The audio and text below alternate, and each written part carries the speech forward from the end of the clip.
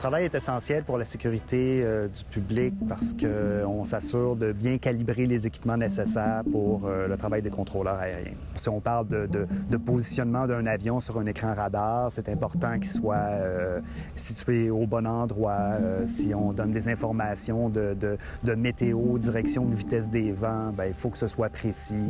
C'est vraiment des données essentielles là, pour l'aviation. Au Canada, les radars qu'on voit ont toujours un radome qu'on appelle. On les appelle les grosses boules blanches, les balles de golf. Fait qu'on a vraiment un radome, en fait, qui est juste là pour protéger l'antenne qui tourne des intempéries. On peut imaginer une antenne qui tourne assez rapidement. Si elle se bâtit de pluie verglaçante, admettons, ça peut venir débalancer le mécanisme, ça pourrait abîmer quelque chose, versus des radars qu'on va voir dans le sud où on les voit vraiment tourner, on voit vraiment l'antenne métallique. Pas besoin de les protéger dans des environnements comme ça. Tous les équipements doivent être maintenus 24/7. On essaie de prévoir le plus possible les pannes potentielles qui pourraient arriver, donc pour maintenir un service en tout temps. Il y a peu de personnes qui connaissent NAV Canada, ou si on connaît NAV Canada, en fait, c'est les contrôleurs aériens. Mais les contrôleurs ont besoin d'équipements, ont besoin de voir les avions, ont besoin de leur parler, puis tout ce qui est utilisé par eux est directement entretenu, installé par les services techniques.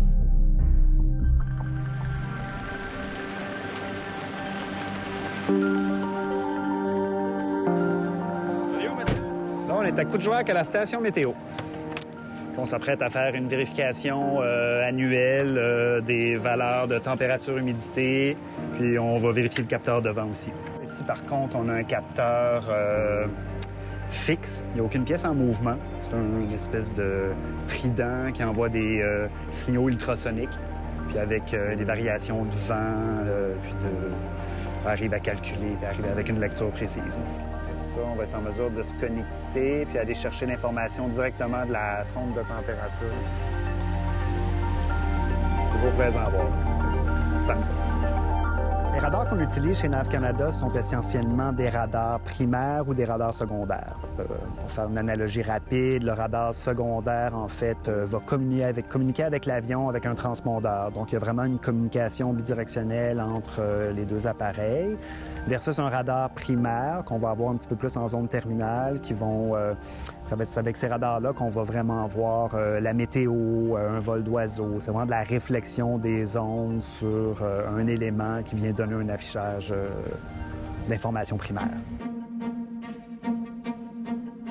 Moi, comme surveillant des services techniques, j'ai une équipe que je promène un peu partout, surtout dans le Grand Nord, nord du Québec. On s'occupe de la maintenance périodique des différents équipements selon une périodicité d'entretien différente, là, dépendant de chaque pièce d'équipement. Évidemment, on sait que le Québec est un grand territoire. Le nord du Québec est accessible uniquement par avion, donc ça amène vraiment des grands défis logistiques. Donc, on doit vraiment analyser comme il faut les pannes qu'on va réparer. On doit vraiment analyser les travaux qui sont à faire pour être sûr d'avoir tout ce qu'on a de besoin. La logistique du Nord est très complexe.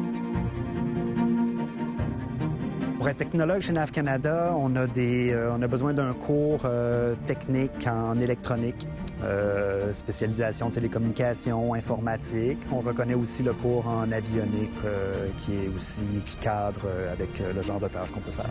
C'est des aventures. C'est vraiment chaque voyage d'entretien est une petite aventure, des histoires cocasses. On en a à revendre, là, honnêtement. Oui, c'est vraiment passionnant.